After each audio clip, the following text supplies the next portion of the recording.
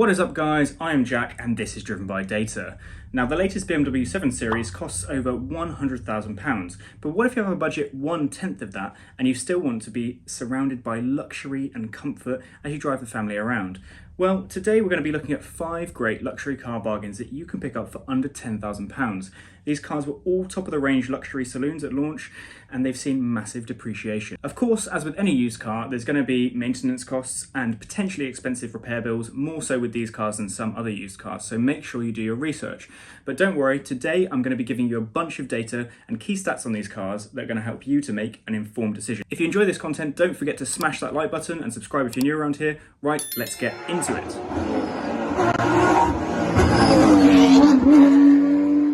First up, we have the BMW 7 Series, specifically the F01 generation, which was built from 2008 to 2015, with the life cycle impulse coming in 2012.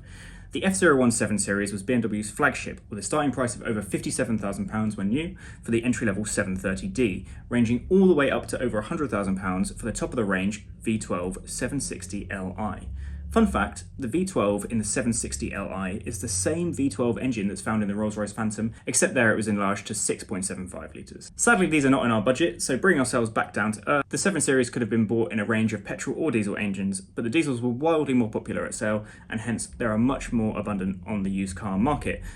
All of the diesels share the same N57 straight-six turbocharged diesel engine, which won a number of awards, including Best New Engine in 2010. There's a variation of horsepowers depending on whether you go for the 730, 740 or 750D, and whether or not you pick up the facelift model. It ranges from 245 to 375 horsepower. But looking at the used car market, we see that a whopping 75% of all of the F01s for sale on Auto Trader at the time of recording were 730Ds or LDs.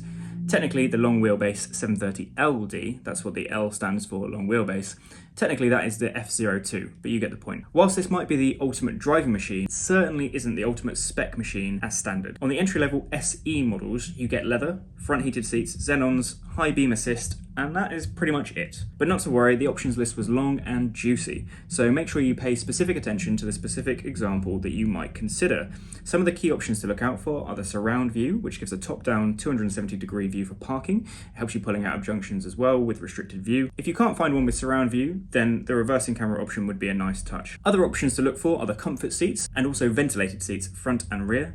Rear TV, sunroof, soft closed doors, all of which will make you feel like you're travelling in luxury. Special shout out to the merino leather optional extra, which had a price tag of £5,025. There are currently only 4 used cars for sale with this specific option, and the cheapest being over our budget at 15k. As you might expect, along with the usual condition, mileage and owners, the options do dictate the price of these cars a lot. Just over 7k will get you this 2010 730D M Sport with a smidge under 100k miles. 9k will get you this 2011 730D with a whole host of options, included heated and ventilated front and rear seats, soft closed doors, front comfort seats and more. Now the LCI came with a new front bumper design, a new gearbox, updated iDrive, and was generally lowered all around, improving the car's stance. You also got slightly better efficiency due to the updated gearbox and more power. If you're looking at a 2012 model, you can tell if it's an LCI or not by the number of slats in the kidney grills. They'll have 9 instead of 12. You'll be hard pushed to find a good LCI example under 10k, but you might be lucky. Next up, we have the facelifted Mercedes W221 S350 BlueTech. It was introduced in 2010. There are a number of diesel models, but they were all based on the same OM642 3-litre V6 diesel. Earlier cars were the S320 CDI variants, followed by the S350 Blue Efficiency,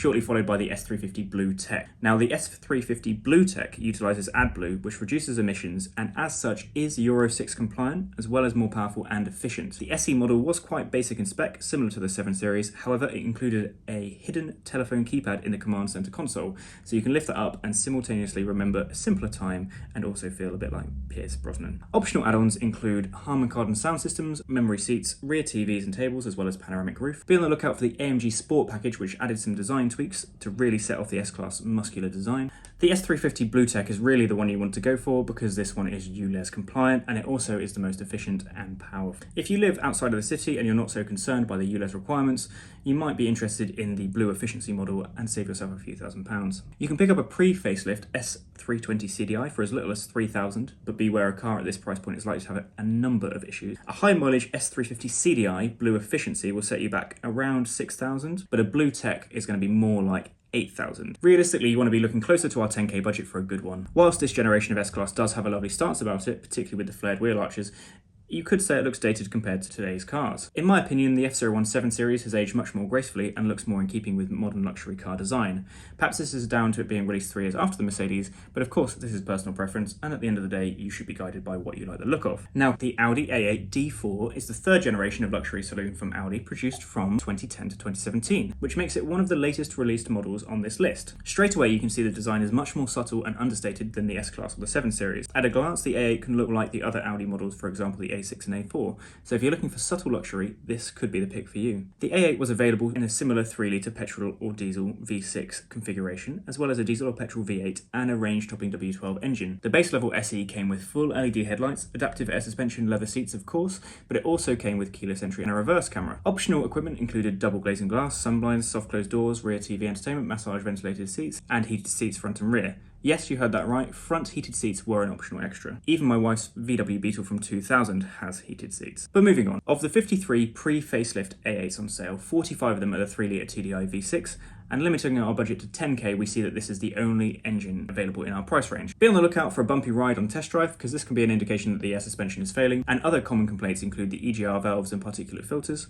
Some early models had timing chains replaced under warranty, so watch out for these examples for extra peace of mind. Receipts for the water pump and glow plug replacements are a good indicator that the car's been well cared for, as these are signs of preventative maintenance. To pick up a ULEZ compliant example, you need to be on the lookout for a facelift 2014, where the 3-litre TDI engine was updated to Euro 6 standards, also gaining slightly more power and efficiency. These start from around 12k, but expect to spend 15k for a reasonable 100k mile example. And now for something not from Germany. The 2010 Jaguar XJ, also known as the X351, was the first significant design departure by Jaguar for their famed XJ model. All prior models shared a very similar design language with the 4 circular headlights in the horizontal configuration that was very well associated with the Jaguar brand. This new XJ followed the design language of the XF model, which had been released the previous year, but it looked instantly more handsome, with a wider and more imposing front grille and cleaner headlight design. To be honest, the XJ looked like the XF always should have done. Whilst the design was a complete overhaul from the previous X350, the cars were actually very similar underneath.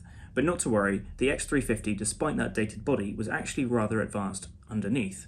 It had a full aluminium unibody chassis, and in fact it was among the first mass-produced cars to have this. Unlike the German manufacturers on this list, the engine offerings were much simpler. The XJ was offered in just one diesel variant, and its 3-litre turbo diesel was an evolution of the 2.7 AJD V6 that Ford had developed for Jaguar Land Rover back in 2004. It's generally considered to be a reliable engine so long as it's been well maintained. The body control on the XJ was highly praised and utilised continuous variable damping and an electronically controlled rear diff as well as air suspension. All of this added up to a great handling car which felt much smaller than it was. An Autocar rated it even better than the S-Class. Whilst the air suspension does bring some concerns in terms of maintenance and repair costs, it's good to know that the XJ only uses this on the rear, so you actually have fewer places to replace it if they do start leaking. The XJ was mainly available in 3 trim levels, the basic being luxury, then premium luxury and portfolio. The luxury base level even included a panoramic roof as well as xenon lights, and it started at 52,000. The premium luxury got you a better sound system, keyless entry and nicer leather, whereas the top level portfolio commanded an extra £10,000 premium. You got front massage and ventilated heated seats, suede headlining and a rear parking camera. Now all of the cars we've covered so far share a similar 3-litre diesel engine.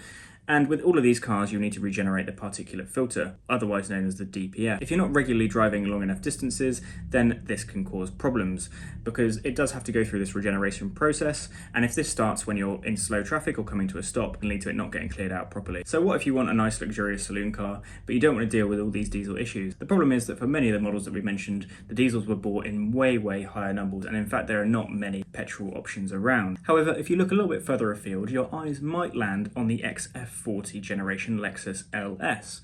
It was launched in 2006 with a significantly modernised design compared to the previous XF30 model, which, if we're honest, looked a bit gormless and dated. The model lineup for the LS was much simpler than all the other cars we've mentioned so far. It launched in simply one configuration, the LS 460. It had a 4.6-litre V8 petrol engine which produced 380 horsepower, and it was paired with an 8-speed auto transmission. It was in fact one of the first production cars to be produced with an 8-speed gearbox. The following year though, Lexus would launch the LS 600H, featuring a slightly larger 5-litre V8 but this time it was a petrol hybrid with 2 electric motors giving a combined output of 439 horsepower. Lexus pitched it as having the performance of a V12 but the efficiencies of a V8. Whilst the LS460 was rear-wheel drive only, the 600H was all-wheel drive, and both were available with either long wheelbase or standard variations in the UK market. As standard, the LS Hybrid came with a Torsen limited slip diff and air suspension, and from the luxury point of view we see some of the best options available on all the cars we mentioned so far. Window shades, ventilated front seats, keyless entry, 19 speaker surround sound system as standard. Optional upgrades include rear seat entertainment, rear electric massage seats, upgraded leather interior and Alcantara roof lining. Remember at the start of this video we mentioned the BMW 760 Li that was way outside the budget. Here we have a BMW 760 Li direct competitor, more efficient because it's a hybrid, and it's actually in our budget. This LS600H long wheelbase has covered 124,000 miles with beautiful ivory leather, comfort seats and rear entertainment, and it's available for a smidge under our 10k budget. As for reliability, these Lexus V8s are known to be very reliable, and there's actually very few stories of hybrid batteries needing to be replaced on these. Like in the Prius, you can drive them with a relatively weak battery, just so long as it has enough power to start. So if it does completely fail you, you'll have to replace it. If and when this does happen, it's going to cost around $3,000 including fitting to do so. These cost over £80,000 when new, so it represents probably one of the biggest bargains on this list. Whilst you will see a lower MPG compared to the diesel cars that we discussed, you won't have the common DPF and ERG issues. You'll have more power and in many cases better equipment. It's also ULEZ friendly. Now that we've seen all 5 cars in detail, let's dig into the data. Now you might be surprised that when it comes to acceleration, the more powerful V8 Lexus is not actually the quickest. It sits just behind the XJ with a 6.1 second 0 to 60 time compared to the XJ's 6 seconds. But they are both over 1 second quicker than the 7 Series and S-Class. When it comes to top speed, there is little between the cars, with almost all of them being limited to 155 miles per hour, with the exception being the 730D which tops out at 153 miles per hour. However, the LCI 730D is slightly more powerful and thus has the same 155 mile per hour limited top speed as the other cars. Comparing power and torque, we can see the diesels clearly offer a significantly higher torque to power ratio, which will translate to effortless acceleration at speed. The Lexus has over 150 horsepower more than the nearest competitor, however you can see its power to torque distribution looks very different. Note that the petrol engine in the Lexus produces 388 horsepower on its own, but combined with the hybrid gives a peak of 439. Now turning to running costs, we see similar annual road tax for all the vehicles, with the BMW, Mercedes and Jaguar all sitting at £320 per year, the Audi is slightly lower at £290, and the Lexus being the highest at £385. The A8 comes out on top with a combined MPG of 44.1 and interestingly has the tightest MPG range between urban and extra urban of all the diesels. This indicates that you should get better MPG more of the time, no matter how you're driving it. If you're doing lots of motorway miles though, the S-Class has the highest extra urban MPG at 53. The Lexus by comparison has a significantly lower MPG, averaging at just over 30 miles per gallon, but you may be willing to accept the slightly higher running costs of the Lexus for increased reliability. So guys, there we go, 5 luxury saloon bargains for under 10k. Let me know in the comments down below which one you would choose, or if you have another suggestion that wasn't mentioned on this list, let me know. Please do like and subscribe if you enjoyed this, help me grow the channel and make more content. I have lots more videos in the pipeline, but I'd love to hear from you guys what categories and budgets you'd like me to cover. Please do like the video below if you haven't already, hit subscribe here, there's another video here. I'll catch you guys in the next one.